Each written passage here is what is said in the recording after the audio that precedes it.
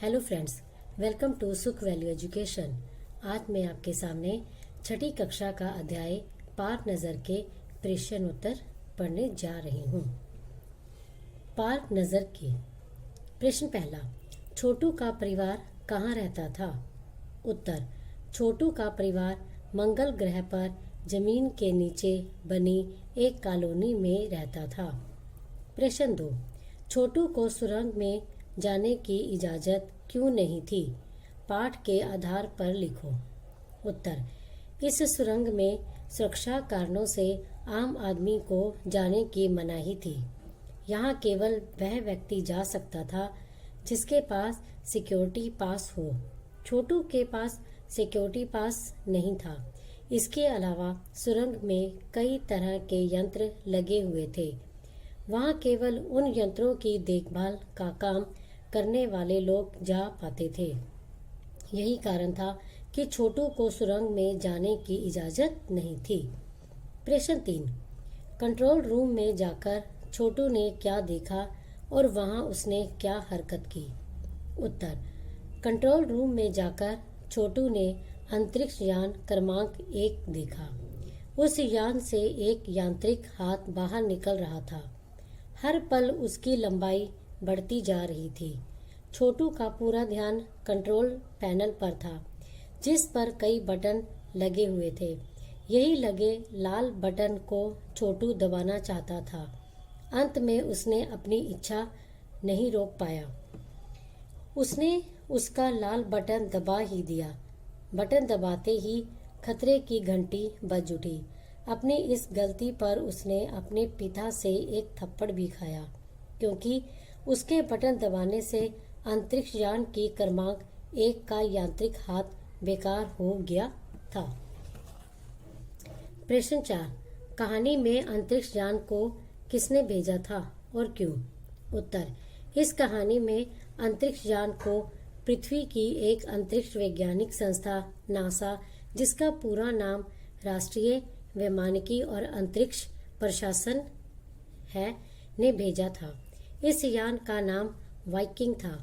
पृथ्वी के वैज्ञानिक मंगल ग्रह की मिट्टी का अध्ययन करने के लिए बड़े उत्सुक थे। उन्हें इस अध्ययन से यह पता लगाने की उम्मीद थी कि पृथ्वी की तरह मंगल ग्रह पर भी जीवों का अस्तित्व है या नहीं। इसी उद्देश्य से नासा ने अंतरिक्ष यान भेजा था। प्रश्न 5, नंबर 1, नंबर 2 और नंबर 3 अजनबी से निपटने के कौन से तरीके सुझाते हैं और क्यों?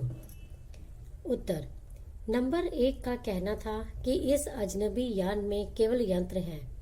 हम इसको स्पेस में ख़त्म करने की क्षमता रखते हैं, मगर इससे फिर कोई जानकारी हासिल नहीं होगी। ज़मीन पर उतरने को मजबूर करने के लिए यंत्र हमारे पास नहीं है। यदि वह खुद व खुद ज़मीन पर उतर जाए तो हम इसे बेकार करने की क्षमता रखते हैं। नंबर 2 वैज्ञानिक थे। उन्होंने उन यानों को बेकार ना करने का सुझाव दिया। उनका विचार था कि उन्हें बेकार कर देने से दूसरे ग्रह के लोग हमारे बारे में जान जाएंगे। जिन लोगों ने ये अंतरिक्ष यान भेजे हैं, वे भविष्य में इनसे भी बढ़िया अंतरिक्ष यान यहाँ भेजेंगे।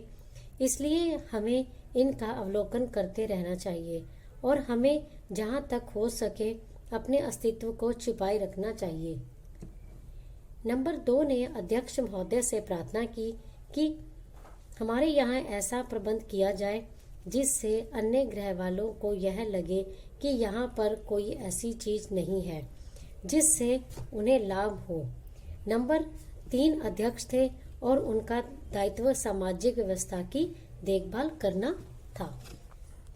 नंबर 3 की राय थी, जहाँ तक हो सके हमें अस्तित्व को छुपाए ही रखना चाहिए, क्योंकि हो सकता है कि जिन लोगों ने ये अंतरिक्ष यान भेजे हैं वे कल को इनसे भी बड़े सक्षम अंतरिक्ष यान भेजे। हमें यहाँ प्रबंध कुछ इस तरह रखना चाहिए जिससे इन यंत्रों को यह गलतफहमी हो कि इस जमीन पर कोई भी चीज़ इतनी महत्वपूर्ण नहीं है कि जिससे वे लाभ उठा सकें। अध्यक्ष महोदय से मैं यह दरख्वास्त करता हूँ कि इस तरह का प्रबंध हमारे यहाँ किया जाए। प्रश्न 6, इस पाठ में अंतरिक्ष यान अजनबी बनकर आता है।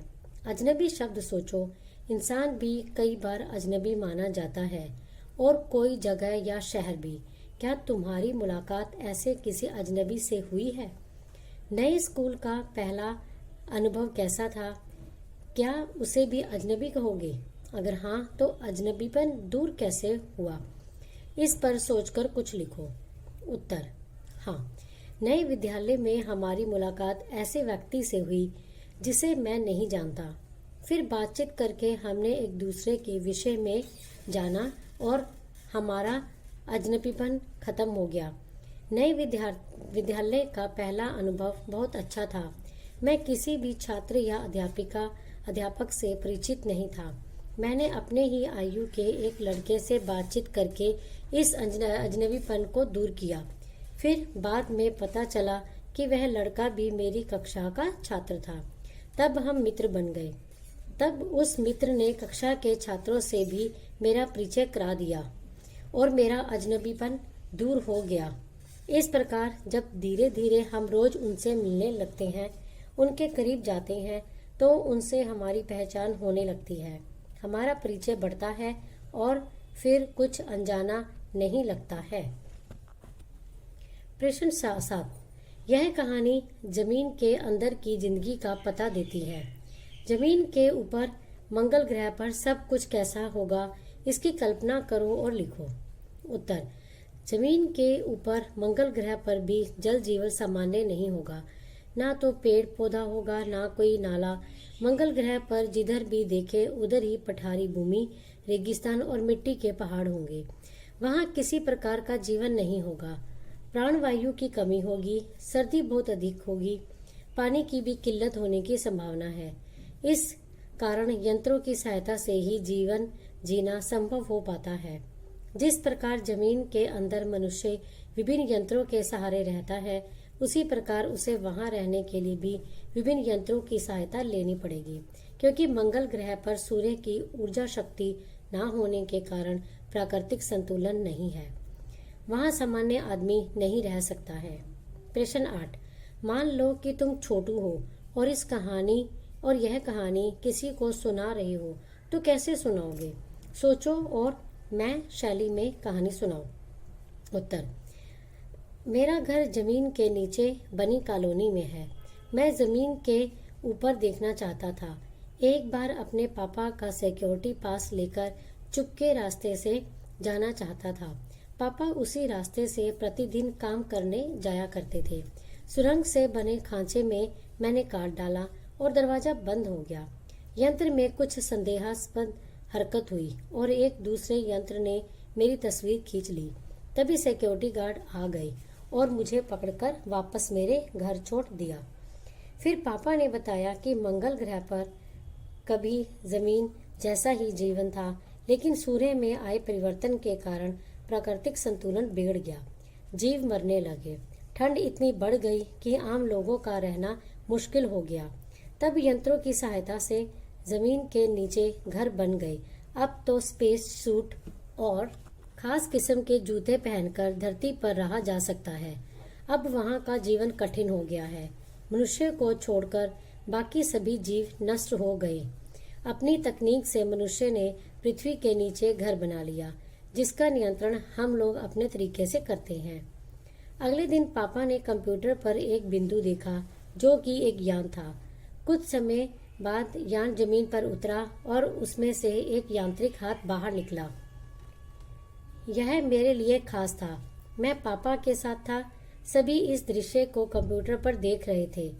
मेरा ध्यान कंसोल पर लगे बटन पर था। मैंने एक बटन दबा दिया। अचानक यान के यांत्रिक हाथ ने काम करना बंद कर दिया। पापा ने मुझे थप्पड़ मारा और उस बटन को पहले जैसा ही कर दिया। वैज्ञानिकों ने पृथ्वी से भेजे इस यान का रिमोट से हाथ ठीक कर दिया। अब वह जमीन की मिट्टी खोद रहा था। इस मिट्टी से पृथ्वी के लोग अध्ययन करके यह जानना चाहते थे कि मंगल ग्रह पर जीवन सृष्टि है या नहीं। धन्यवाद।